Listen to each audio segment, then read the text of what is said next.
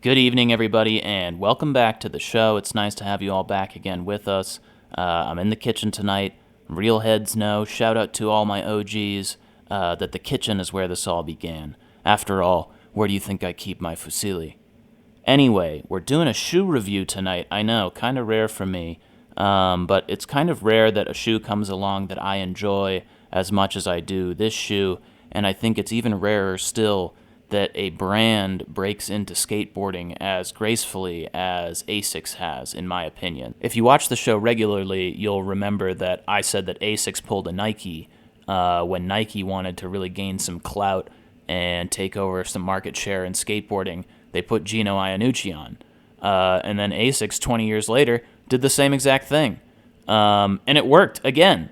In addition to Gino, I think they've made some really smart and eclectic roster picks, such as Brent Atchley, Akwesio Wusu, Emile Laurent, and Shea Sandiford, among others. Monica Torres. It's clear that whoever's putting together the team at Asics is focusing really heavily on style and personality and core skate integrity, and it shows.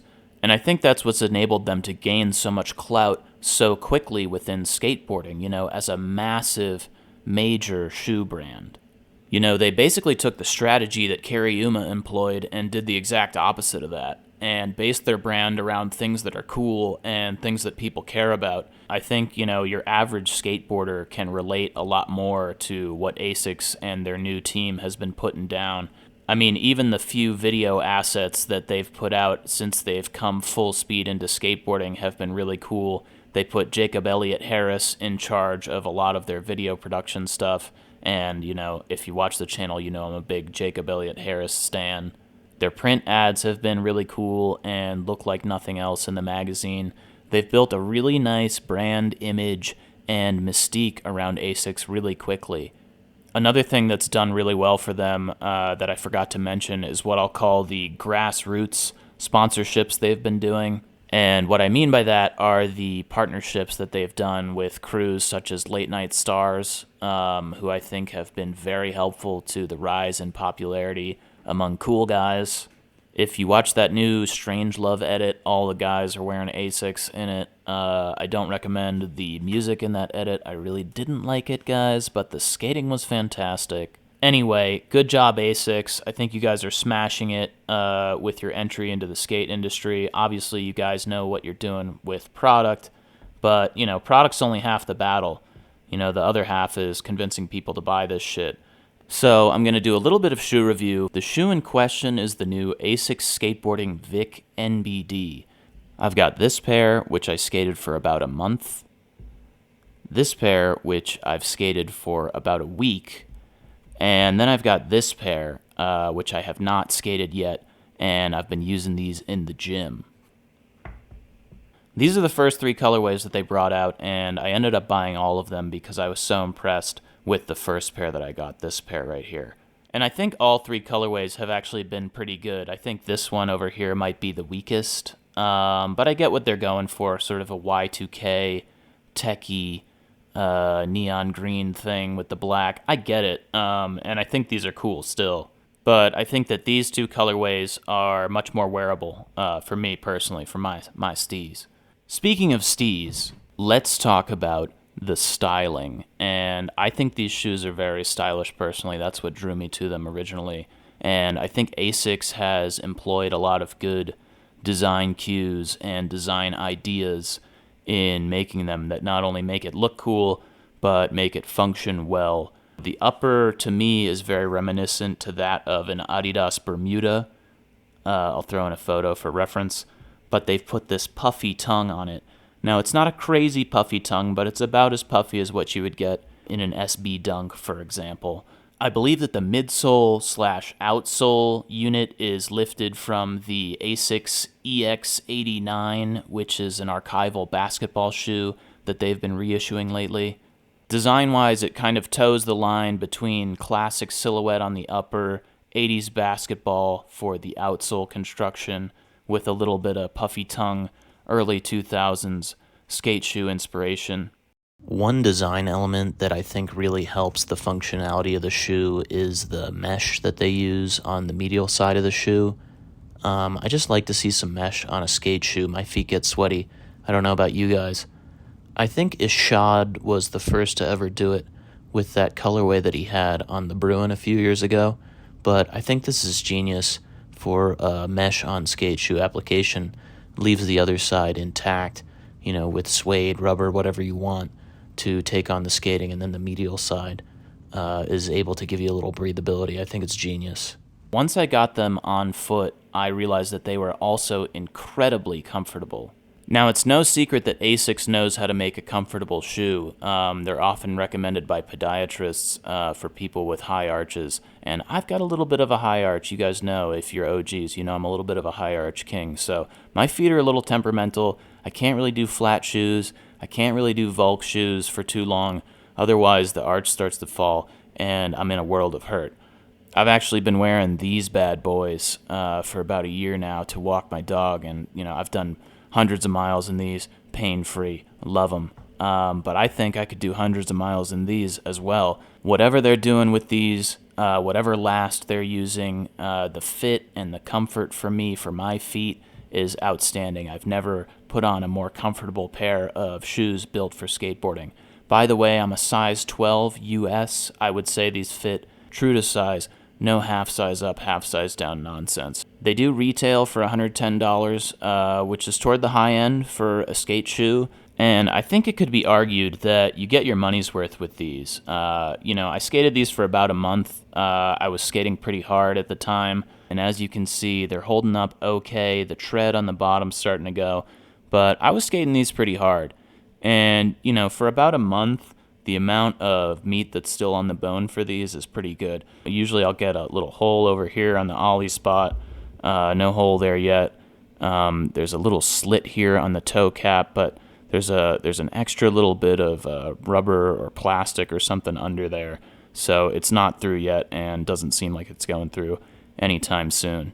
So let's talk about the elephant in the room. How do these things skate at the end of the day? Skateability-wise, I'd say my impressions were pretty good overall. I would say that these shoes lend themselves very well to what I like to call general skating, skating around the park, skating transition, doing simple tricks, ollies and things, especially because they're so comfortable and they have that breathable medial side, the mesh. You don't get the swamp foot. You could do a long sesh at the park in these. The one area where I've run into trouble with these is on flat ground. I think because these are a little bit bulkier shoes than I tend to go with, I find them to feel a little bit marshmallowy on foot when I'm trying to get a little bit more tech, flip my board a little bit more. I haven't really unlocked the good flick with these yet. I still like them, but I still find myself kind of getting used to the size, dimensions, and dynamics of these. For example, look how they stack up next to, a Samba. There's not quite as much going on in the toe, whereas the toe over here comes up quite a bit. And then if you go around the back, there's so much more going on in the back of this sole, extra rubber footprint, than back here. It's relatively tidy and even comes in a little bit, whereas these go out.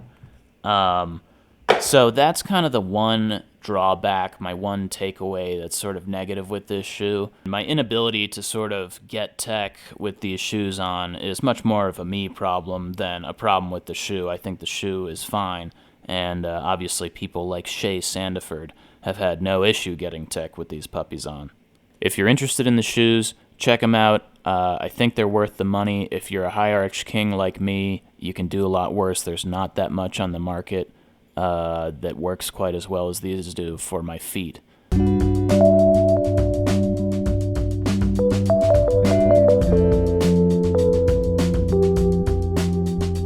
All right, let's smack a quick one because that shoe review took forever. Don't expect shoe reviews to become a regular thing on the channel. I don't like shoe madness. Oh, he's saying hello. Hey, Mr. Nice Guy, what's up? That wasn't the wave button. Geoguessr, Stad Ghent. This looks like Belgium. Ghent, right? Boom. Here's a telltale Belgium meta for you, noobs. Belgium is the only European nation that has red numbers on their Euro-style license plates. So if you see the little red blur, you know that's Belgium. Instant send. And I saw the word Ghent on that sign, so I said, okay, it must be Ghent. But this guy's in Germany, so he knows. Mr. Nice Guy knows his way around. Lech mich, looking pretty German. Stadtgarten. So he's going to know this as well. I'm feeling slightly Viennese maybe on this. Leipzig. Okay. We can do Leipzig. Where is Leipzig? There it is. I've never been to Leipzig, but... Oh my gosh, come on, dude. You went München on Leipzig? Weak sauce? Call yourself a German. Maybe he's not even German. He does have white guy dreads, though, on his avatar. Yellow plate. I'm going to say that's Colombia. No estacionar. That's Colombia. So the way you know that is Colombia has yellow plates. Let's go Medellin just for fun. I don't really have a region guess for this. It's probably Bogota. A little cloudy today. Oh, Cali. Y la linda Cali. Uh-oh, you guys. This is looking like could be a shutout real quick. Mr. Nice Guy doesn't really know. Ruta de Transito, Sony. Interesting. All right, we've got the bug. Very South American to have the bug. We've talked about that before, but where in South America might we be? Baptista. Calle Ecuador. So might this be Quito? Or might it just be somewhere else? Cochabamba. Okay, so this is Bolivia. Cochabamba. So let's see. I doubt he's able to find Cochabamba. Is that another Lech? What? No. Crazy. If that guy had gotten up in Leipzig and Cochabamba. Boom. Nice. Absolutely smacked him that time, you guys. That was a pretty nice game for me. So we'll hit him with the GGs. And we'll see you guys next time. Love you. Bye-bye.